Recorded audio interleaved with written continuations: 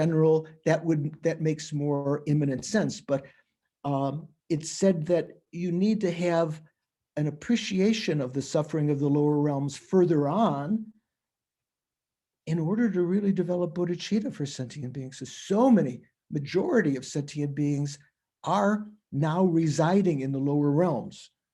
You might think, oh, there's billions of people on Earth, but there are many, many more, on the Earths, let's say, in human realms, wherever they may be in other universes. Still, the enormity of beings that are in the hell realms far surpass that. There are a lesser number of beings that are, kind of suffering the hungry ghost realm, and a lesser number that are animals, beasts, and so forth. So here, so the first verse in the Tibetan is contemplating the suffering of the Ngendro. Ngendro means those who have gone to bad migrations. Ngendro, Nempa means bad. So why are they bad? Well, because there's great suffering there, much more than what we experience in the human realm, and the fact that there is an inability to practice the Dharma. There's not a freedom to practice the Dharma that we have now. One is so focused on the suffering that one is experiencing. And the mind is generally bewildered as to, not having an opportunity to hear the teachings, and not having the capacity to think. Even if a bodhisattva were to appear there and to teach, one doesn't have the sharpness of mind to actually put them into practice. So the first verse, the second verse is talking about kapsu droa, means going for refuge. I once asked Yangtze Rinpoche. Do you know Yangtze Rinpoche, some of you? He was one of the teachers of Lama Yeshe that was installed at Kopan. His reincarnation was recognized as Kopan. He had been Lama Geshe Sopa's guru also in his previous life. So I asked Yangtze Rinpoche, the present Yangtze Rinpoche, whether he thought taking refuge or going for refuge was a better translation. What do you guys think? Taking? How many pick it? Taking refuge? Going for refuge? Votes? Yeah, going. Yeah, droa means going. So sometimes you see taking refuge in translations. So the second verse is talking about taking refuge, going for refuge. The third is talking about developing a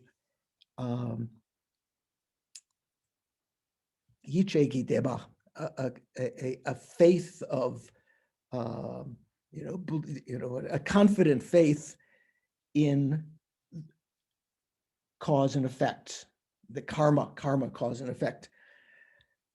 So this is involving a couple things.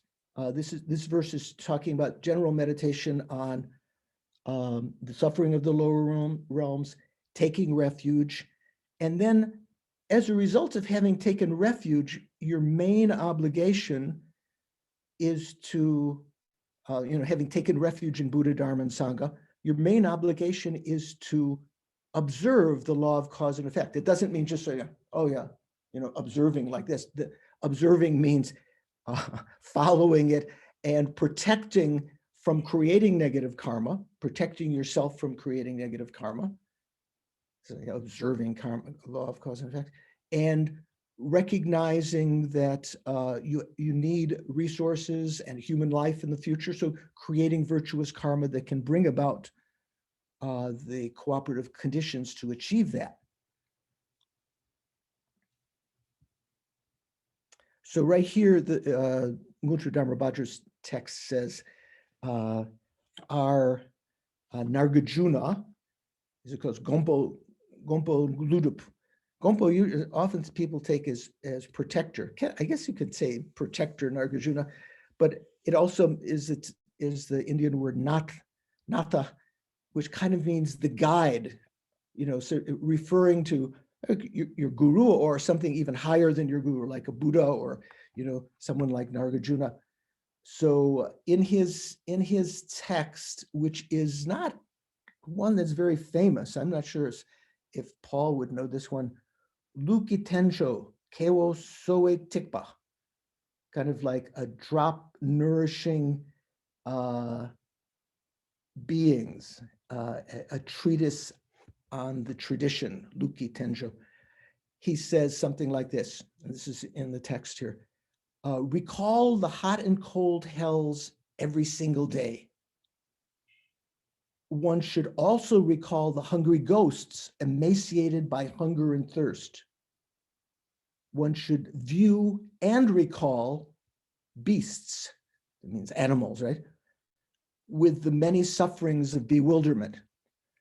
So in very short verse, this comes from Nagarjuna, who we revere as the expositor of the Buddha's intention on emptiness and the logical reasonings and everything, reminding us that it's very important to remember the suffering of the hell beings every day.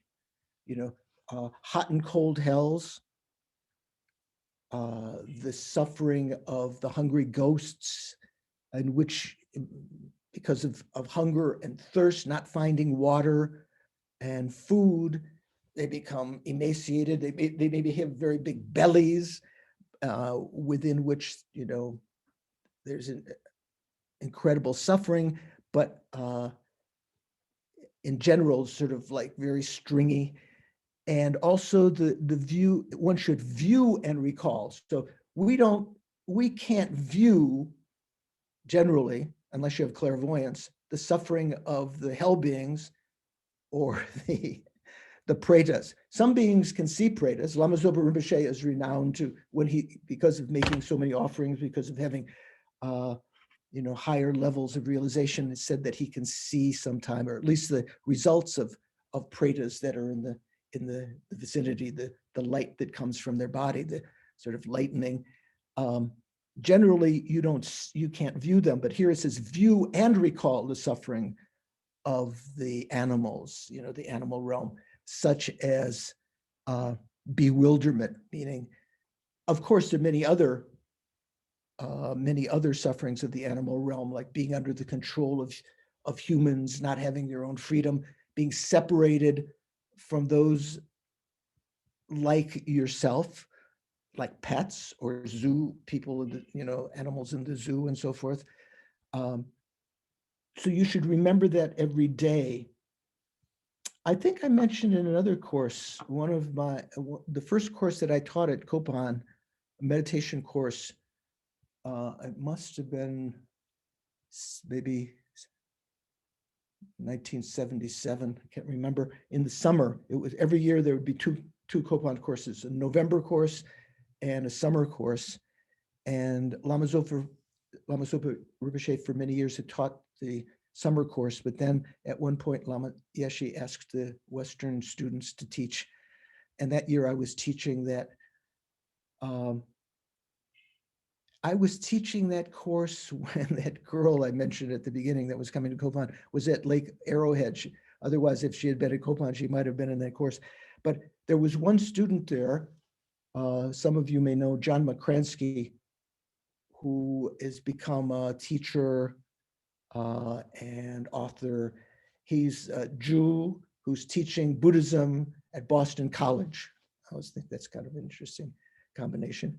And John had just come, and after the meditation on the suffering of the lower realms, he came back and he said, he was almost shaking and crying. And he said, now I have a feeling that these really exist, because our meditation was to imagine yourself in that suffering of the hot hells or the cold hells.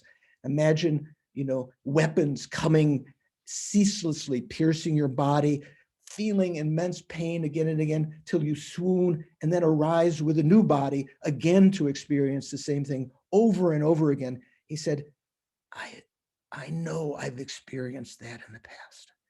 I thought that was quite remarkable. He must, because of his continuation in the Dharma, I think he must have had some experience in past lives about that.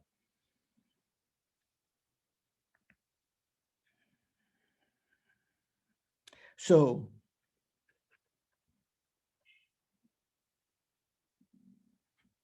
I didn't write the English translation out, so I'm just looking at the Tibetan translation of his commentary here.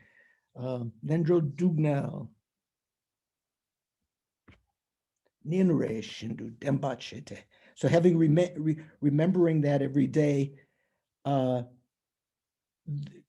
recognize that that you would find that suffering unbearable, which was like John's experience in that meditation.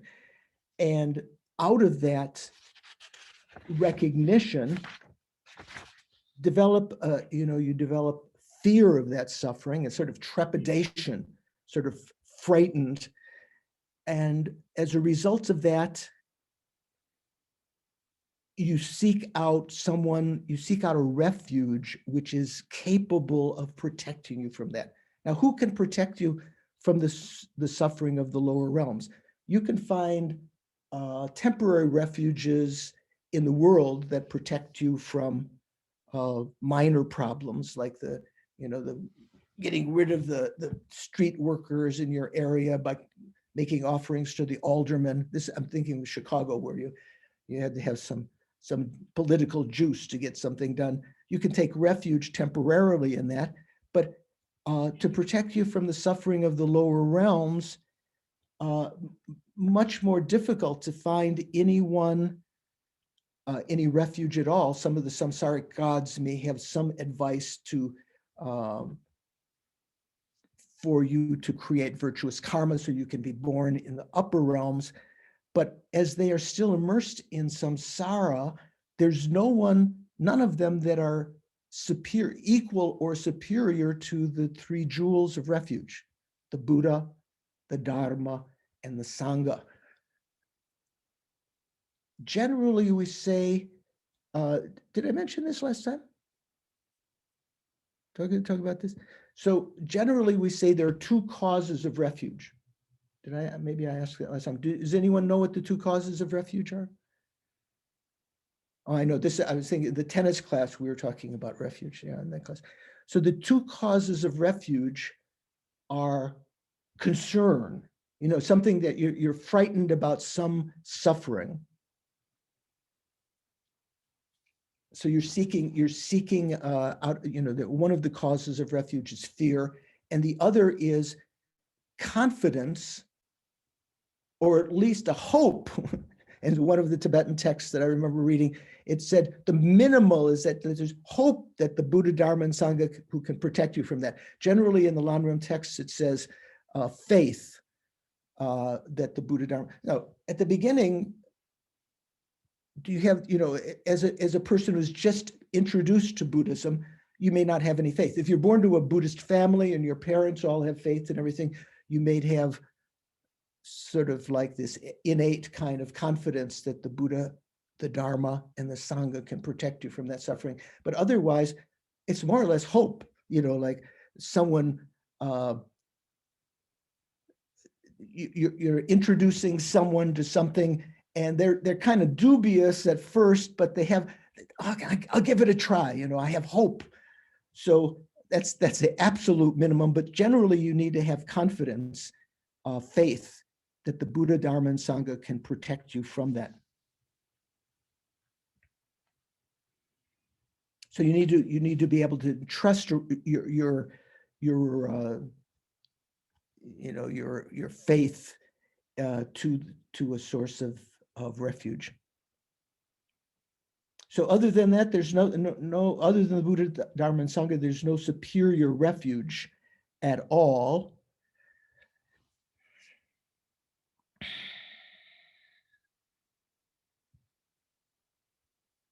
So until you reach enlightenment, from now until you reach enlightenment, whatever happens, whatever occurs, whatever arises, whether it be good or bad, you go for refuge from the depths of your heart and the what does it say? The depths of your bones, a sort of Tibetan way of talking.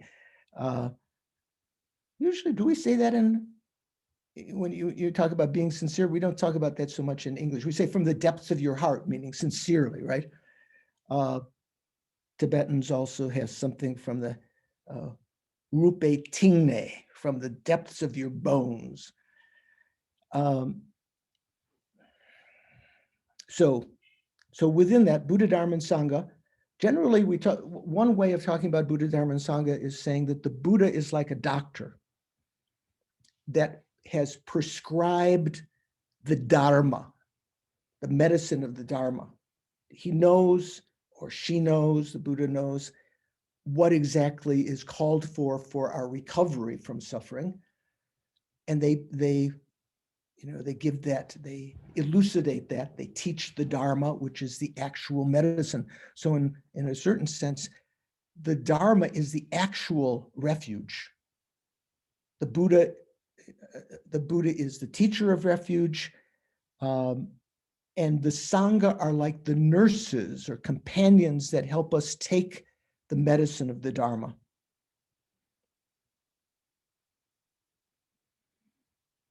So the Buddha teaches what we should adopt and what we should reject, in terms of behavior, ethics, and so forth.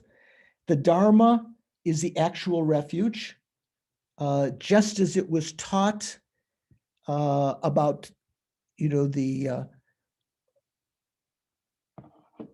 observing of karma, that is that, abandoning negative karma and taking up, creating virtuous karma, that we should practice in that way. That is in a sense, the final Dharma, the final refuge. In some when you talk, we're talking about what's called causal refuge. In Tantra, sometimes we talk about resultant refuge. Have you heard that term? When you would imagine the end state of Buddhahood, in a sense, that is our ultimate refuge. When you achieve Buddhahood, the Dharma is encompassed in your continuum, and you are a perfect Sangha, perfect community. And so in Mutra Dharmabhadra's commentary here, he says, we use the Sangha as individuals to emulate as how to practice the Dharma.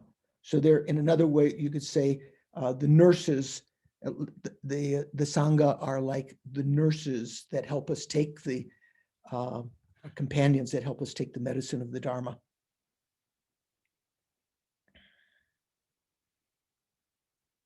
So the cause of experiencing suffering, all the sufferings of the lower realms and the sufferings of the upper realms and so forth, is dikpa migewa, which means negative sinful actions or negative actions, and essentially means negative karma. In that case, from now on, we should abandon even the subtlemost negative actions,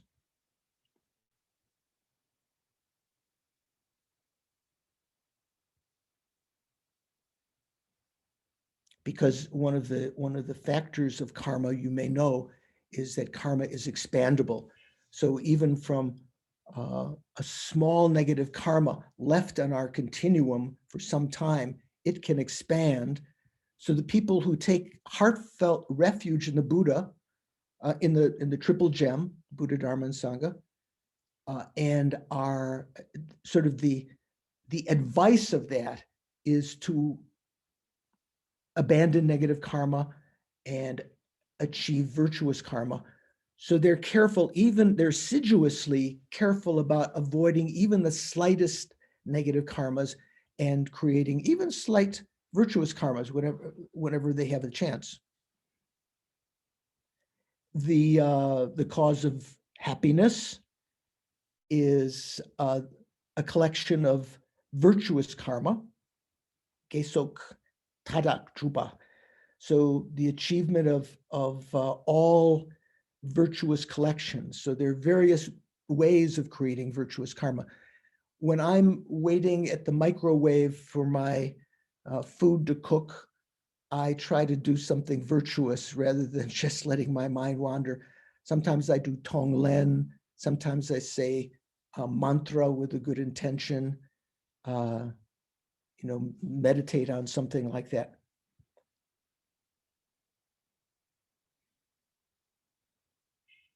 So please grant me blessings to take the practice of observing, the collection of virtuous karma and the abandonment of negativity as the heart of my practice. Nyamnen ningpor chepa nu. So this expression of taking something as the heart of your practice comes in other places in the text also. At other points in your actual, say when you do the glance meditation, you may be spending time, first of all, until you've developed refuge, an understanding of the suffering of the lower realms, and the confidence to take on those obligations to observe karma. Until you get to that point, this becomes, you want to be able to take this as the heart of your practice. Observing karma. I remember leaving one Kopan course at the very last day, Lama Zopa Rinpoche, his parting advice as he's getting off the teaching throne said, remember death, and how do we say, and observe karma and observe your karma. That means guard your karma, so this is sort of like the essential practice of refuge. There are other kinds of obligations of refuge. If you take refuge, you should remember the benefits of refuge every day. One way of doing that, and another thing is making offerings to the triple Dharma every day. So every time you have a cup of coffee or tea or whatever you're drinking, and whatever kind of enjoyment you have, first dedicate, imagine offering the first portion to the Buddha, Dharma, and Sangha. So you might think, well, if, one way of doing that is you actually pour some into a little cup and put it on the altar. That's certainly very popular with if you've seen Tibetans. Paul, does that ring a bell? Yeah, put the first. But even without that, just imagining the Buddha at your heart, sort of blessing your mind. And as you take the first sip, imagine that goes down and pleases the Buddha. The Buddha's omniscient mind experiences, it knows all phenomena, so certainly knows that this is experienced by you as pleasure. And so imagine offering that to the Buddha, you create virtuous karma. Okay, so this verse, again, I'll say it Tibetan here. Ensong dugnel bawe mejigne. So out of a fear of, due to the fire, the blazing fire of suffering of the lower realms, Ensong. So not all of them are fire, right? There's a cold hell also. You should remember the hot and cold hells. But this is giving you a general understanding. Go for refuge to the rare supremacy, the Konchok Sum. Tibetans take triratna, which is generally what we say in Sanskrit. Tri means three, right? Like tricycle. Ratna means jewels, the three jewels. So the Tibetan etymology of jewel is not just the usual word like norbu in Tibetan for jewel. They've taken the etymology from the treatises that explain the meanings as meaning those entities which are both rare and supreme. So it's rare to find the Buddha, Dharma, and Sangha, and they are the best, the supreme of all refuges, sources of refuge. And as a result of having taken refuge, Dikpong Keso Tadak Drupala achieve every collection of virtue and abandon every negativity. Sumpa Lurlan Chepa Jingilo, grant me blessings to strive in that. So when you're, although this is including the suffering of the lower realms, as a result of that, taking refuge out of the fear of the suffering of the lower realms. This is the taking of refuge of an individual of initial scope. Taking of refuge of a person of intermediate scope would do so out of fear of remaining in cyclic existence. Taking refuge in the Buddha, Dharma, and Sangha as a way of protecting from that suffering and achieving the means to escape from cyclic existence. The person of great scope, like the Bodhisattva path, their taking of refuge is out of fear of not being able to help sentient beings, in our present state. So taking refuge in the Buddha, Dharma, and Sangha to help us elevate ourselves eventually to Buddhahood, where we can effortlessly and spontaneously benefit sentient beings. So as this has all of these factors and observing karma and so forth, you might spend a lot of time when you meditate on this verse, in isolation. You've meditated on the first verse about guru devotion, the second verse on the perfect human rebirth and its shortness, its great value and rarity and so forth. After having done those, on the days that you put more time on this, you might spend many days. You might spend, every morning for a week or 2 weeks or a month on this.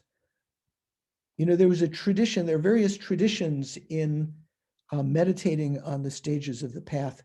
Some of the traditions held that until you had a realization of that particular meditation, like the preciousness of the perfect human rebirth or death and impermanence and so forth, until you had a realization of that, the teacher would give no more teachings.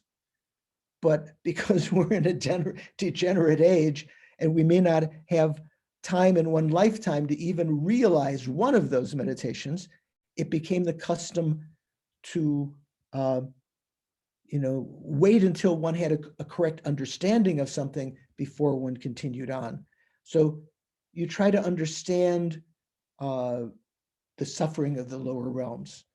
And the great way of doing that is experientially imagining yourself. When you read the suffering of the hell realms, the hot hells, imagine yourself in that situation. Maybe today we die, and because of karma, we're born in the hell realms, the hot hells. Could we endure that? What would that experience be like? Or the cold hells, or the occasional hells? What would it be like to be a hungry ghost? And we can find some analogies now. Sometimes people, when we're really down on our luck, we roam around like the hungry ghost looking for something, maybe for that pizza at 2 o'clock in the morning, or for love, for companionship. We going from one bar to another, going from one boyfriend or girlfriend to another, never really finding what we want. Maybe it's a little bit similar to the suffering of the lower realms. Or in our professional life, never really finding the recognition that we seek or the appreciation that we seek. Imagine that. Imagine the suffering of being under the influence of others, like the animals, like the donkey who is whipped and so forth. Put yourself in those situations, and then recognizing that that could come and will come inevitably. Like I mentioned last time, Lama Zopa Rinpoche said once, if you could know, if you could see where you were going to be born in the next life, according to our present karma, you wouldn't sleep at night. You would be up all night making prostrations and purifications, applying the four opponent forces and so forth. Okay, so that's the third verse. Now the fourth verse, I think that's the third verse, or is that the fourth verse? Next verse anyway, is talking about, here it says, developing the wish for liberation.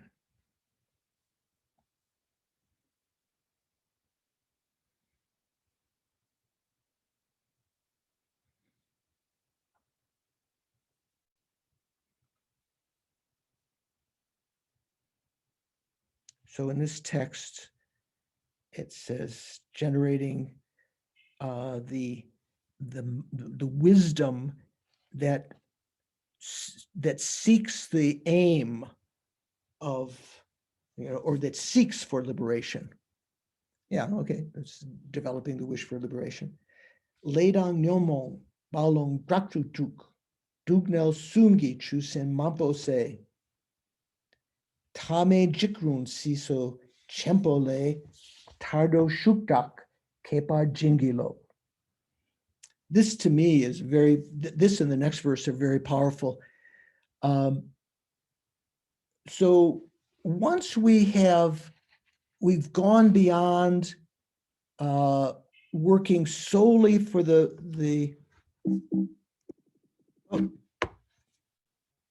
once we go beyond working solely for the happiness of the next life, once we've realized that even if we were to be born as a god, the upper realms, or even as a human of better circumstances, equal or better circumstances to our present condition, those lives would finish. Those lives, and we would again possibly be born in the lower realms, and that those lives themselves, like our life, this lifetime, may not be so meaningful. So wanting to escape from cyclic existence entirely. So this is talking about what are the causes, to develop the wish for liberation from cyclic existence. You have to understand not only the suffering of the lower realms, but even when you're born as a human or in the God realm, what the situation is. It says, violently tossed here it says, amidst waves of karma and delusion. I take it more as, you could say, violently tossed by waves of karma and delusion, plagued by the many sea monsters of the three kinds of suffering. I seek your blessings to develop an intense longing to be free from this, it says infinite, or you could say endless, frightening great ocean of existence. So what is this talking about? This is talking about Tardo. When I first met Steve, he was living with Geshe Tardo. Tardo is a Tibetan expression that means desiring, wishing for liberation. So that's one part of renunciation. When we talk about the three principles of the path, we talk about renunciation, bodhicitta, generating the mind of bodhicitta, and generating the wisdom that realizes emptiness. We call the three principles of the path. So renunciation means developing a mind to definitely leave cyclic existence. The Tibetans say ngejong, definitely emerge from cyclic existence. Even taking ordination is also sometimes called definite emergence. It means emergence from leaving the life of a layperson. So here it's a little more, it means emerging from from cyclic existence itself. So first part of that, one part of that is desiring to leave. Just the same way when we talk about bodhicitta, we talk about, have you heard wishing bodhicitta and actual bodhicitta? Heard that expression?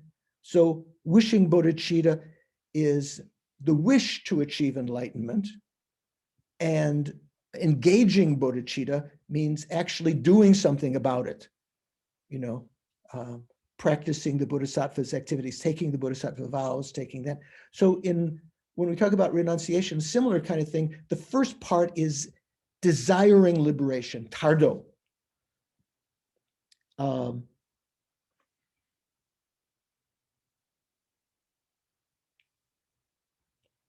Lay down no moment.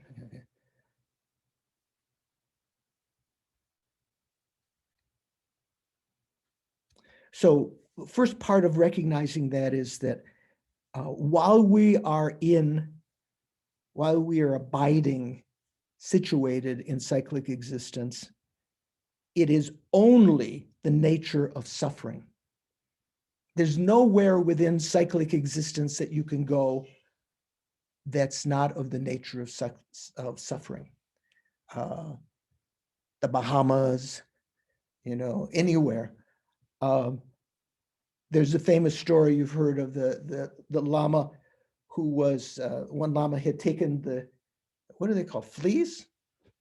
The little things on your arm, putting them in a little matchbox.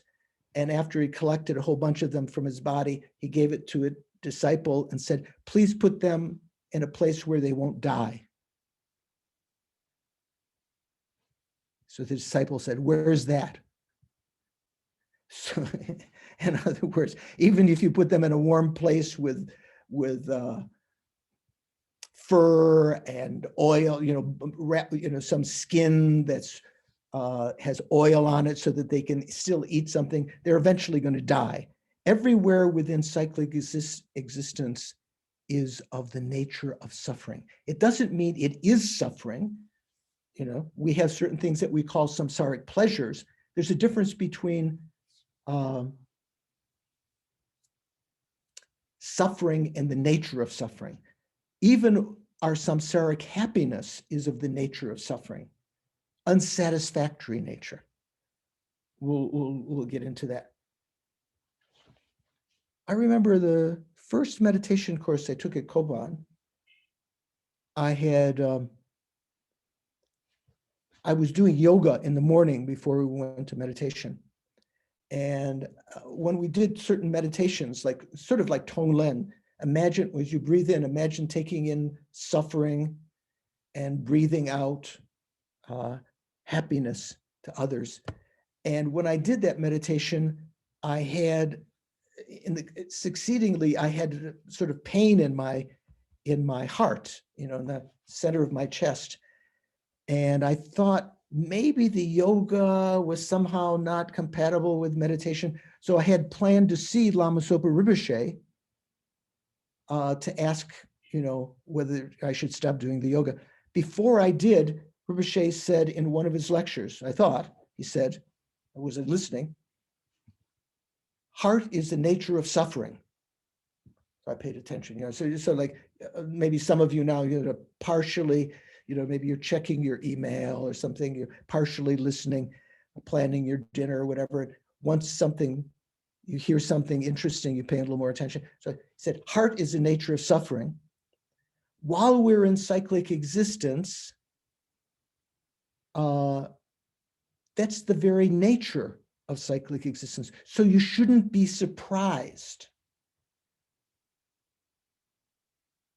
Like say, people sort of sometimes say, why is this happening to me?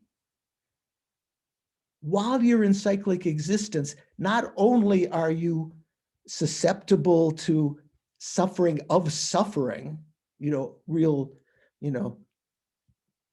down-to-earth suffering, unambiguous suffering, but you're also susceptible to worldly happiness, which is the nature of suffering. Why is that? Worldly happiness?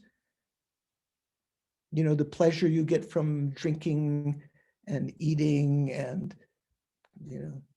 hearing nice words from your friends or embracing or whatever. All of those are of the nature of suffering. Those samsaric happiness is what's called changeable suffering, right? Partially because once you've experienced it, it eventually will turn into suffering. But the more sophisticated sense of changeable suffering is explained by Aryadeva in the second chapter of the 400 stanzas, what they call it, the 400 stanzas on the yogic deeds of Bodhisattvas. Essentially, Aryadeva was a disciple of Nagarjuna, and this text is one of the great treatises talking about various facets of emptiness. And his second chapter is considered to be the sort of the source book on changeable suffering. His Holiness has mentioned, if you want to understand changeable suffering, read that second chapter.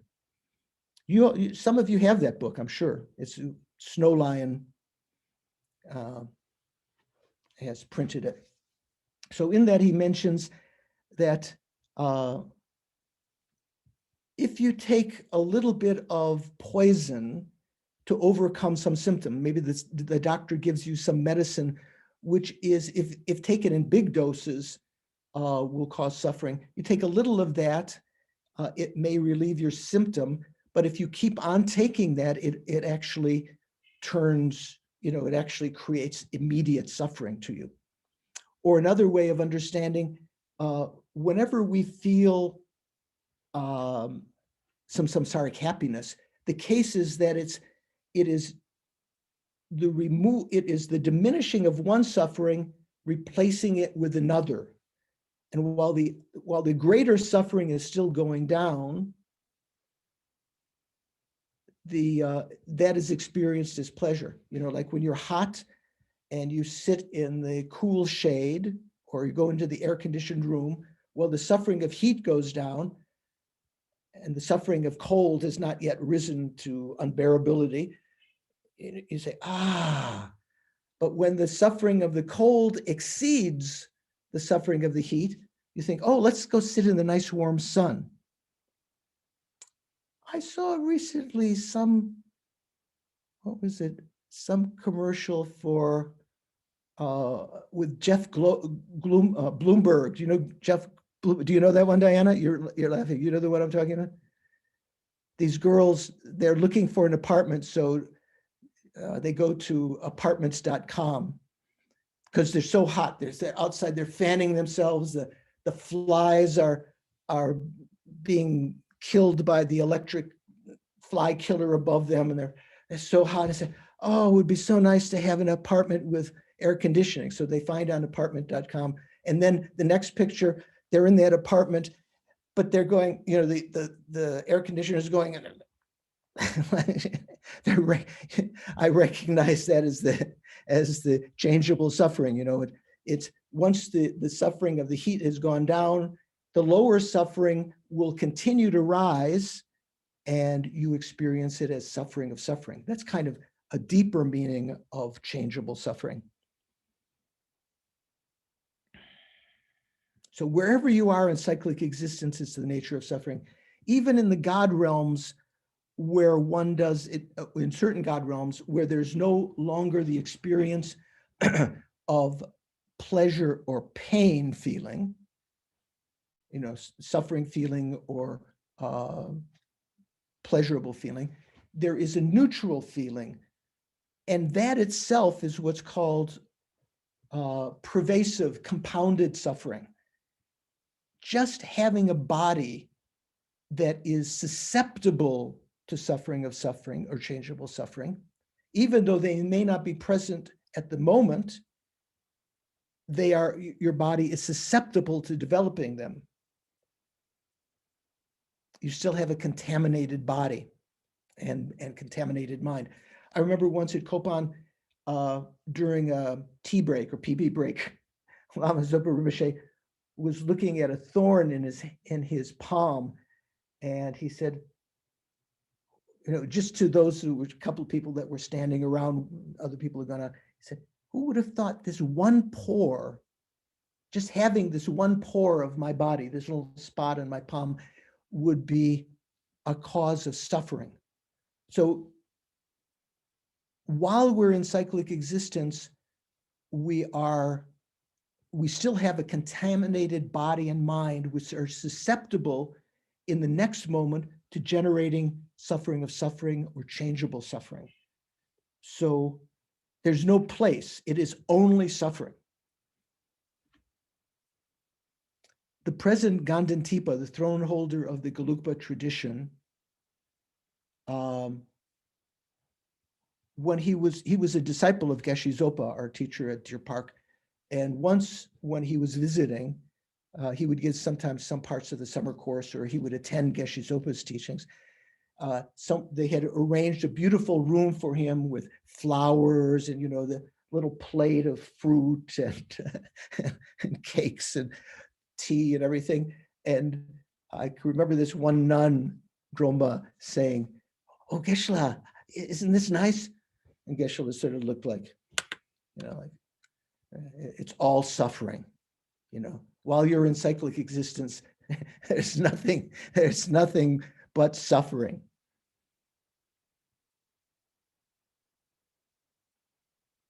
We need to develop an understanding of that in order to really develop an aspiration to liberate ourselves, to escape from cyclic existence.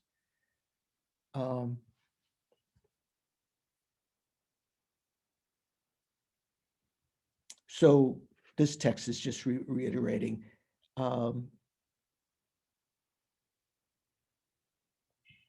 the main feeling in the lower realms is suffering of suffering, right? The main feeling in the desire realm gods, humans and the asuras, the anti-gods, the main experience is the feeling of happiness, which is changeable suffering. The main, let's say maybe the only experience in the realms above the desire realm, the form and formless realms, is neutral feeling. But they are all the nature of suffering. All of those feelings, even neutral feeling, is the nature of suffering, because it can change into changeable suffering or suffering of suffering, and so forth. Changeable suffering. Okay. So analogy in this verse, Ledang Nyomong Balung Taktuk. Where are we? Ledang Nyomong Balung Traktutuk. So Traktu means violently, strongly. Tuk means agitated by, here it says balong. So this most of this, our translation just says by waves. Balong is a term that often means waves, but Nunchu Dharma Bhadra takes that to mean our karma, the karma that is ripening, or that and also that we're creating, is like waves, ba. Long also means like whirlwinds or swirling, a little bit different than waves that are going up and down. He takes that to mean the delusions. So generally, this is talking about the first two of the Four Noble, the second noble truth, right? The truth of the origin of suffering. what is the origin of suffering? Anyone know? George, do you know? In the Four Noble Truths, what is the origin of suffering? Ignorance. So we might think that's the ultimate source, which is a delusion, which is an affliction, ignorance. But in the Four Noble Truths, it says there are two causes. The immediate cause of suffering is our negative karma, or let's say if you want to say that changeable suffering is the nature of suffering, the cause of all of them is contaminated karma that we've created in the past that is ripening now. That's the cause of suffering. What's the cause of suffering? It's the afflictions, anger, attachment, ignorance, especially if you dive deeply into that, the main cause that accompanies all of these other delusions, or they all arise from, is ignorance that grasps to inherent existence.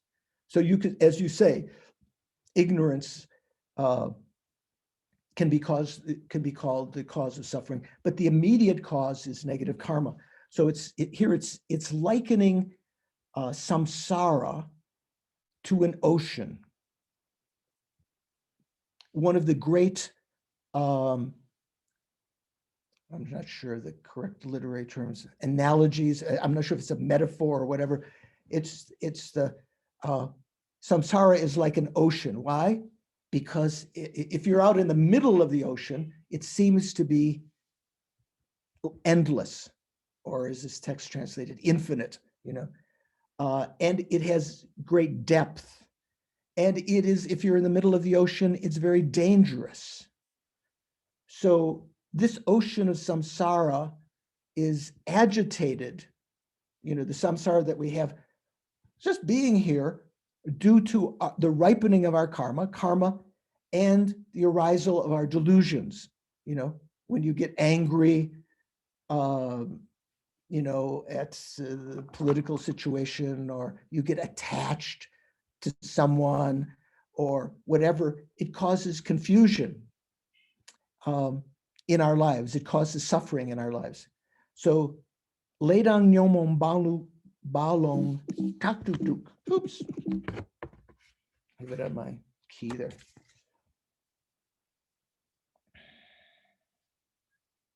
Ledang nyomong balong taktutuk. Dugnel sungi chuse mampose. Assailed or tortured by a multitude of watery denizens of the three sufferings. So the three sufferings are here, they say chusin. Chusin usually is a Tibetan word that means, one of the main terms is the Tibetans say crocodile or alligator or something like that, but actually it means sea monster. So there are different kinds of sea monsters, right? There's also whales and squid. What was it? What did Ahab, what was he working at? Is it a whale? The white whale. The white whale. And then there's other people that are attacked by squids when, huge monsters in the past. So assailed by a multitude of watery denizens, because we're talking about samsara like an ocean, right? If you were talking about samsara on land, you were talking about some other kind of animals of the three sufferings. So suffering of suffering, changeable suffering, pervasive compounded suffering.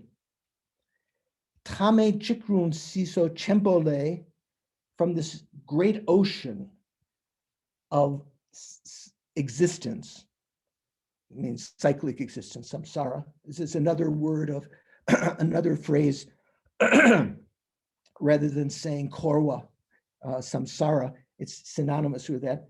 From this great ocean of samsara, which is both limitless, tame, so endless, Why is it endless? Because while we're in it, there's no end. While you still have delusions and karma on your mind stream, you haven't realized emptiness, samsara will continue. That's the general case since beginningless time until now. It has been endless. There is a chance to end if you to get out of samsara by eliminating ignorance and therefore stopping the creation of negative karma and stopping the ripening cause of the ripening of karma. It's also frightening or fearful, jikrung, because it is, there's no way out. Seemingly, it's just the nature of suffering. So grant me blessings to generate a fierce shukrak, desire for liberation. So right now, we may not have, if we might think of ourselves as being a practitioner of the Mahayana, we might think that renunciation is something that's sort of superficial without having developed this appreciation for the suffering nature of cyclic existence. You can't really appreciate the plight of other sentient beings to develop compassion for them. You might think of there's no need to feel compassion for someone of high status or famous or with lots of money or lots of pleasures. But once you recognize the suffering nature of those from your own experience, having developed renunciation for yourself, then there's a possibility of developing compassion, real compassion for others. Until you have real renunciation, let's say real renunciation, not spontaneous renunciation, but a deep understanding and a fierce desire to escape from cyclic existence, you can't really develop higher Mahayana thoughts, bodhicitta and so forth.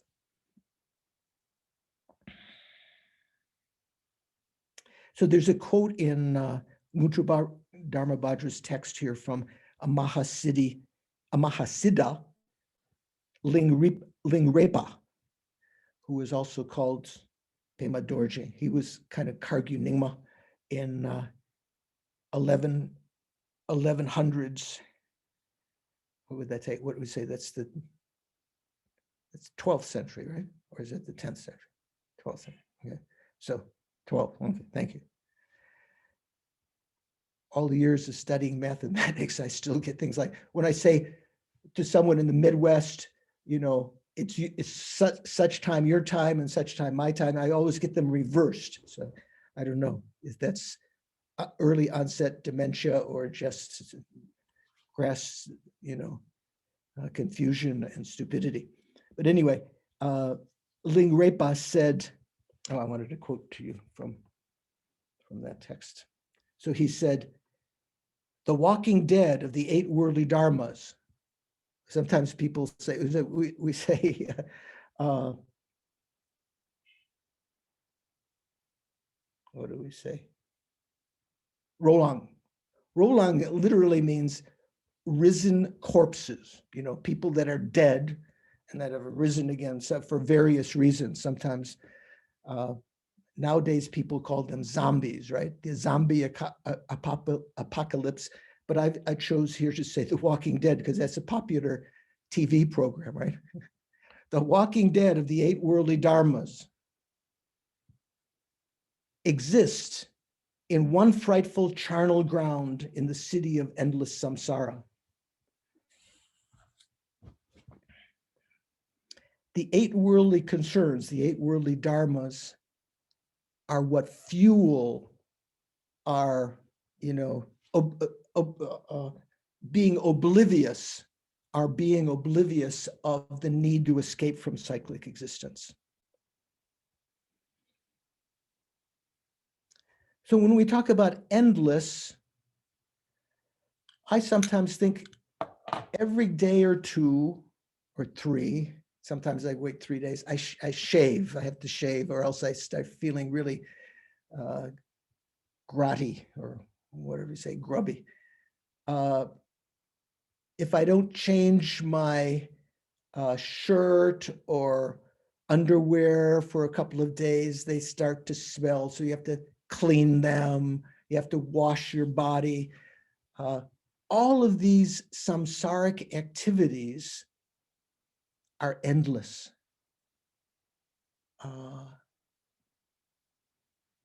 Especially in this time, the year of this last year of the lemon, it's hard to make lemonade. And you start to notice these things more clearly. All of these things that we engage in again and again, the Buddha said, it's better to fight the battle that will bring an extinction to these things, even though it might cause you suffering in doing so. The practice of Dharma might be, sort of uncomfortable sometimes, arduous, but it's a battle that can be won. Once you get rid of the delusions from their root, you cease them, they'll never come back again. Whereas just diminishing them with superficial antidotes, temporary antidotes, they will come back again.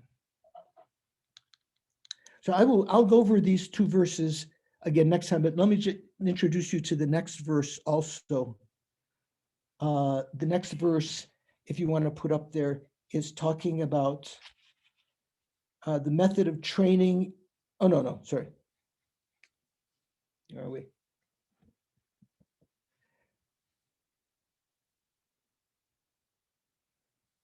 They don't know 67, 68.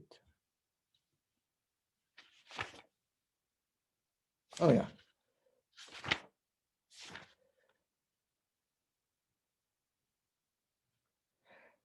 Here's the method of training in the path that goes to liberation, that brings you to liberation. And that begins, Soka Sonra Drawa Koadi Gawe Seltar Tongwe Lopangne Lapsum Pakpe Norgi Sosunte Tarpe Gelsen Simpa Jingilo. So having abandoned the mind that views this unbearable prison of cyclic existence, having abandoned the mind that sees it as a beautiful park, I seek your blessings to hold the three trainings, the treasure of the Arya's wealth, and thereby to uphold the victory banner of liberation. So this is the actual method to bring about liberation, holding the three trainings.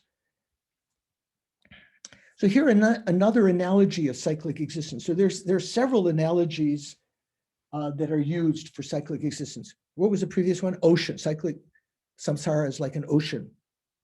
Here, cyclic existence is like a prison, an unbearable prison. What was that movie with Benigni? Who's a big film buff here?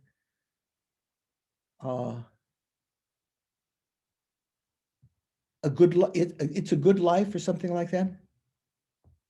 Diana, do you know that one? Yeah. Life is La beautiful. vita è bella. What is it? La vita è bella. Life is beautiful. Life is Beautiful. Do you guys know that one? Won some, I think some awards, So Benigni is this great comedian, and in this, he and his son, after a long preamble, getting in trouble, he and his son have been incarcerated in a Nazi concentration camp, right? And he's telling his son, who he's afraid, if he really understood what was going on, his son would be frightened and crying and so forth. So he always tells him that these are games that are being played and so forth, trying to hide the nature. This is a little bit like seeing, they're in a prison camp, a jail, how did the text translate Sonra? Sort of like a prison, unbearable prison. Sonra means jail or prison, right? Soka means difficult to endure, unbearable. So we are in an unbearable prison of cyclic existence. If you thought of cyclic existence like an ocean, we talk about its extent and its depth and the sufferings that are attendant to it. Here, we're in an unbearable, another analogy, another unbearable prison of some cyclic existence. Our self-cherishing thought is like the prison guard.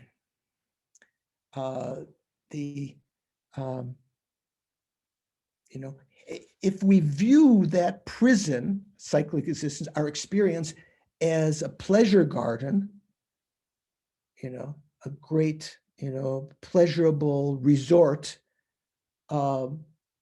this is a big error. So we have to abandon that thought. For Benini, you should look for that. What was it? La Vita Bella. If you see it in English, I don't know. I think it's still in Italian. Maybe it has subtitles. So life is beautiful or something like that. You can see the situation that is being explained by this verse. We are in a prison camp, not like a concentration camp. Lama Yeshe used to say, when some people said that the Kopan course was like a concentration camp, there's no freedom. Lama said, actually, concentration camp is very good, where you develop concentration. So that's not. So this is like a unbearable prison where you are prevented from escaping due to your karma and delusion, and by the prison guards, attended by the prison guards of your self-cherishing thought. So Soka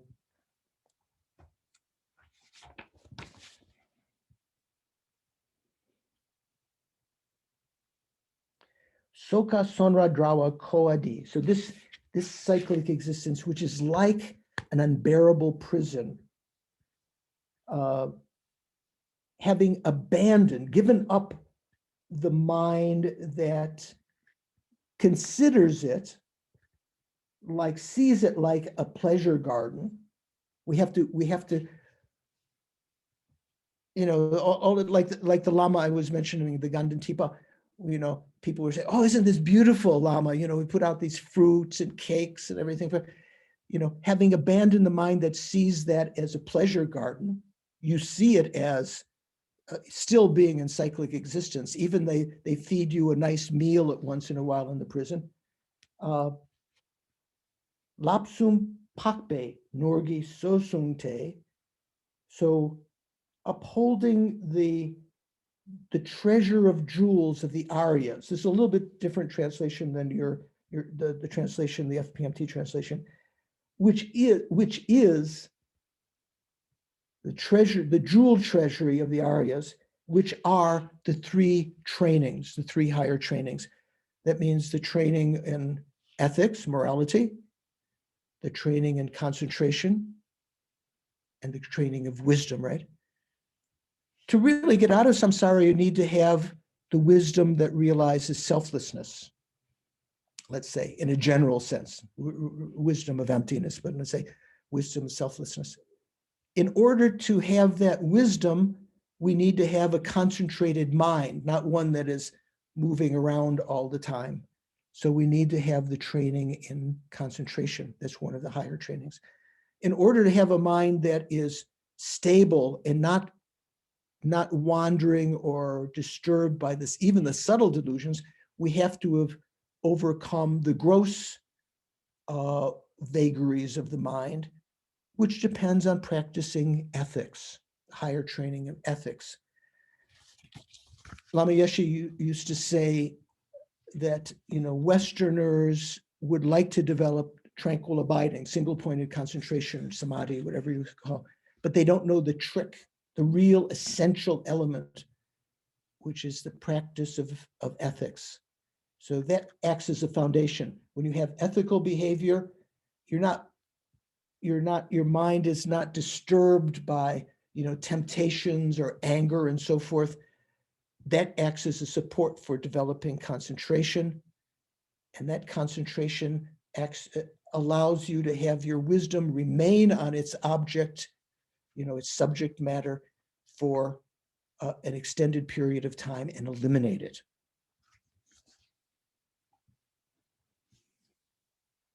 So this class is just an hour and a half, right?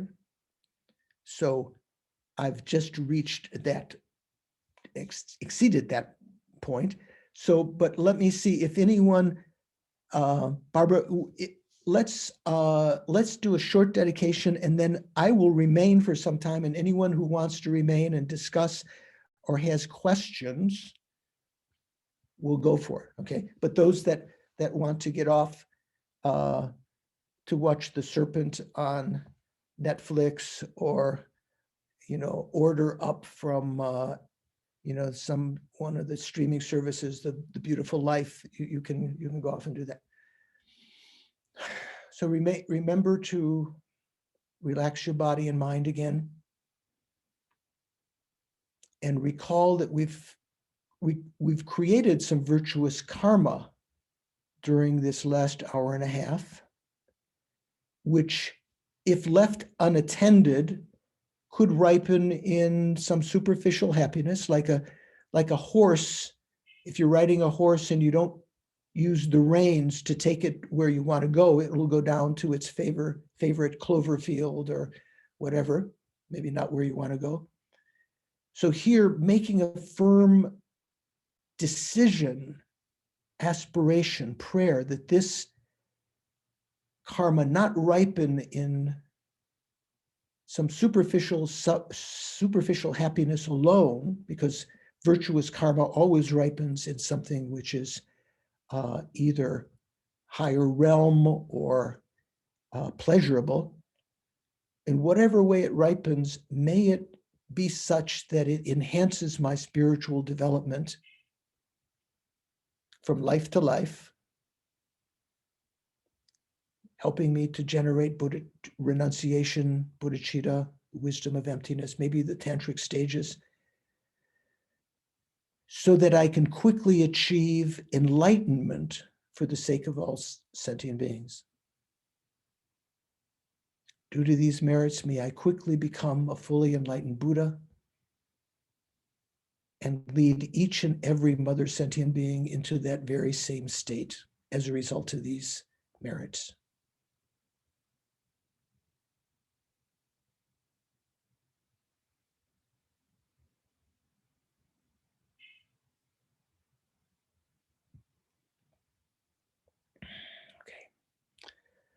So those of you who would like to stay, I'll remain. I'll give a minute for people to check out. If you have questions or comments or need for clarification, I think Barbara had raised her hand before we did the dedication. No? Okay. Someone have a question or a comment or an observation?